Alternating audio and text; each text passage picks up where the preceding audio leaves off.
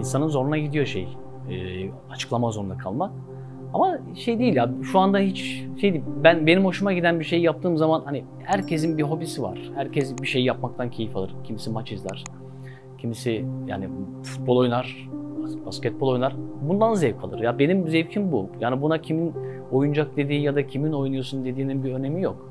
Ben yaptığımda tat alıyorsam, bu bana bir şey veriyorsa, bir enerji veriyorsa ben bunu yapmaya devam edeceğim yani. Bunun üzerine gideceğim. Kara kalem bir tutku olarak başladı. Hani yapabilirimle başladı. Cinali çizerken. Birden hani gazetelerde o kara kalem çizimleri gördüm.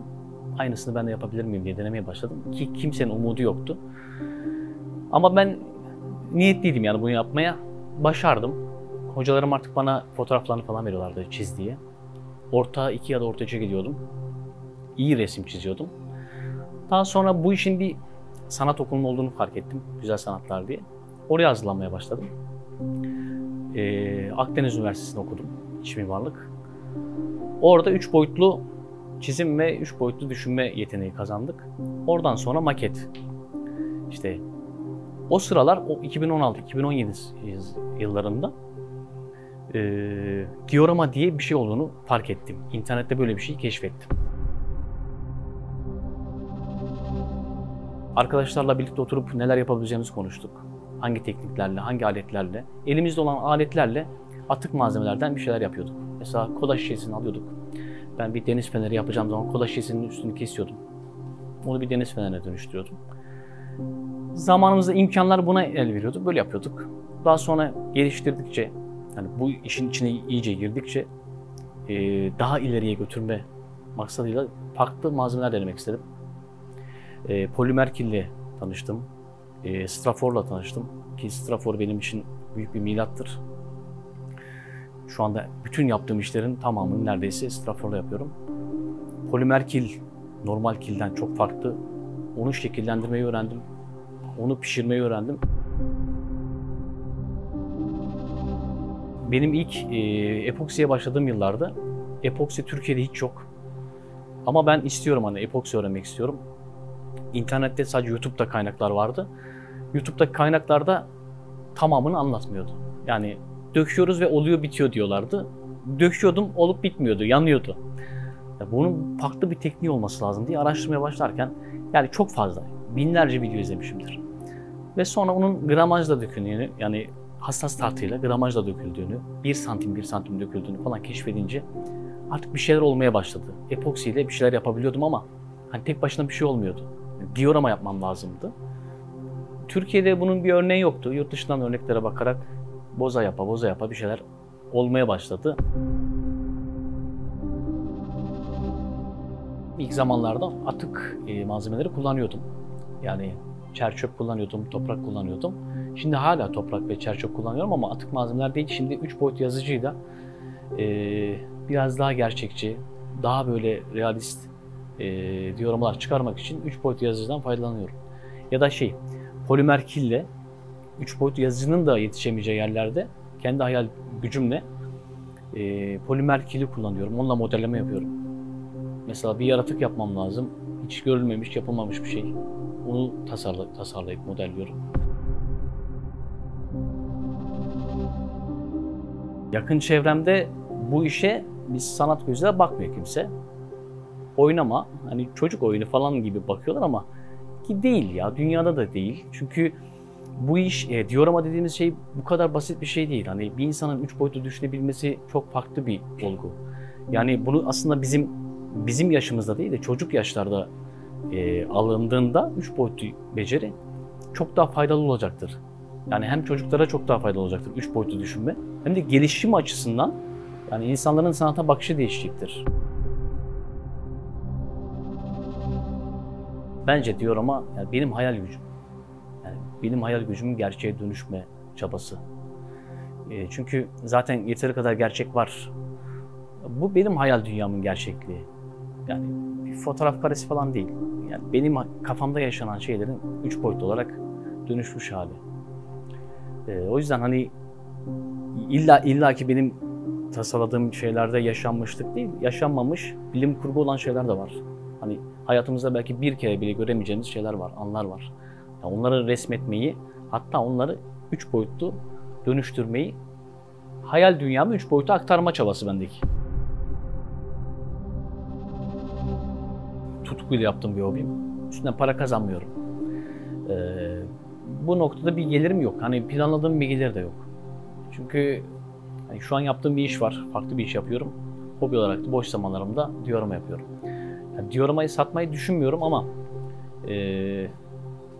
tabii maddiyatı da önemli. Çünkü belli bir gideri var. Ciddi bir kalem. Kendi diğer işten kazandığım parayla bir miktar ayırıp yapmaya çalışıyorum şimdilik. Ama 3 boyutlu yazıcıyla figürler ve boyamalar yapıp destek oluyorum yani dioramaya. Yani bu kazancı oraya aktarmaya çalışıyorum. Korku filmlerine bayılırım çünkü 81 doğumluyum. Benim kuşağın zaten en güzel şeyi bu. Korku filmlerinin muhteşem olmasıydı. Şimdi izlediğimde korkmuyorum. Komedi filmi gibi. O zaman Geleceğe Dönüş serisinin olması bizi mükemmel besledi. Bizim hayal dünyamız o yüzden inanılmaz.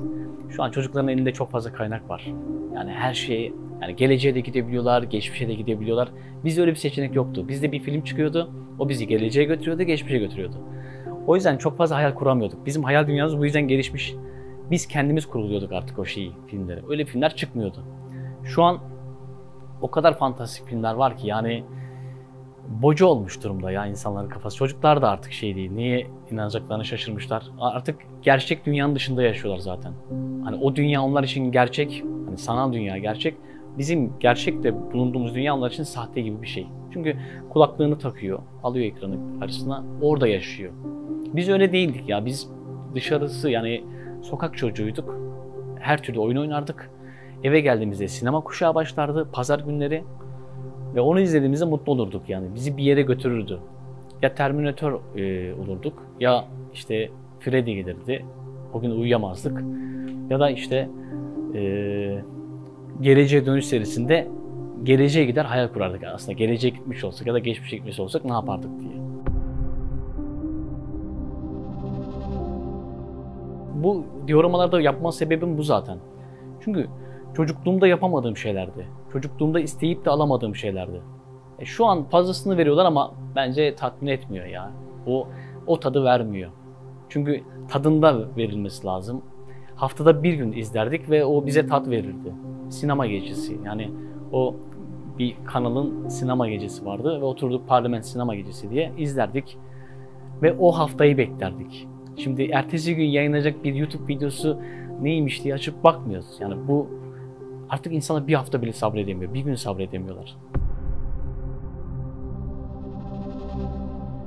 Mesela benim yeni keşfettiğim UV reçine var. Epoksiye benzer sıvı bir malzeme. Mor ışığı tuttuğunuz zaman donuyor. Şimdi bununla yapabileceklerimi düşündüğüm zaman benim hayal gücüm genişliyor. Yaptığım çalışmalar da var.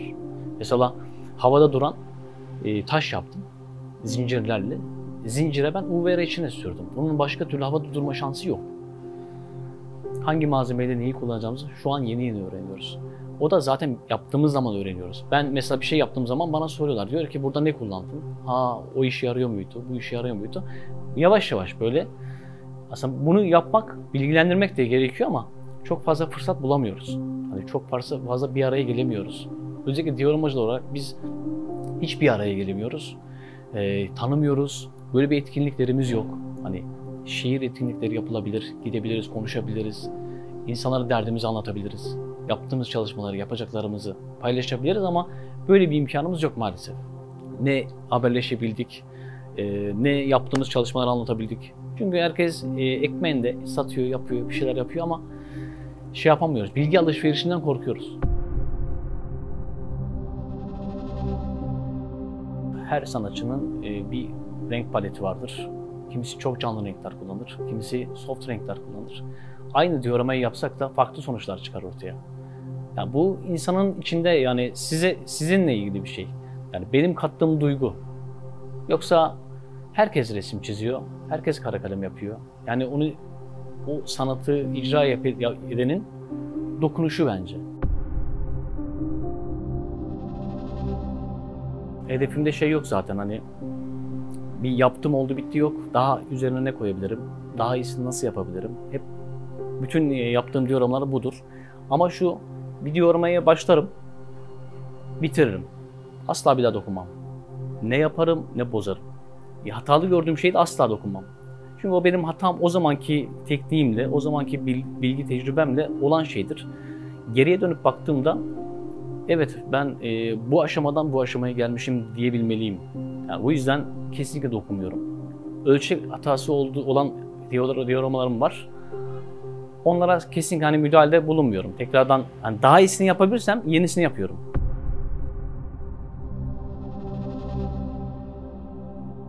Çocukluğumda oturduğum apartmanda bir rutubet kokusu vardı böyle. Devamlı bir rutubet kokardı böyle. O aklımdan hiç çıkmaz böyle. Yani eski koku, hani insanlar sevmez ama ben o kokuyu alınca çocukluğum aklıma geliyor. O yüzden o ana dönmek için bir şeyler yapmak istedim. Bir apartman girişi tasarlamak istedim. Köhne olmalıydı, dökülmüş olmalıydı, kullanılmış, terk edilmiş havası vermeliydi. Ve o rutubet kokusu olmalıydı diye düşündüm. Çünkü ne zaman o rutubet kokusunu alsam aklıma hep çocukluğum gelir. O apartman girişinden evime gidişim gelir. Eski güzeldir ya, eskiyi ben severim. Hani eskimişlik havası. O yüzden diyorum hani bir anlam ifade ediyorsa eski olmasıyla, eskimiş olmasıyla ve kullanılmış, onu kullananı anlatmasıyla ilgilidir aslında. Hep bir yaşanmışlık, hep birilerinin anıları. Orada bir scooter görüyorsunuz. O scooter'ın kullanan insanın bile orada bir anısı var. Yani her şey yaşanmış, bitmiş ama hayat bitmiyor tabii. Eskiyor. Biz o eskiye bakınca tekrar eski günleri hatırlıyoruz.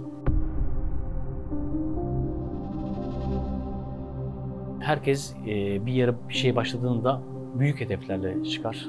Yani en iyisi olacağım diye bir hedefim yok. En iyisini yapacağım diye bir hedefim yok. Daha iyiye götürme bir hedefim var. Daha iyisini yapma hedefim var.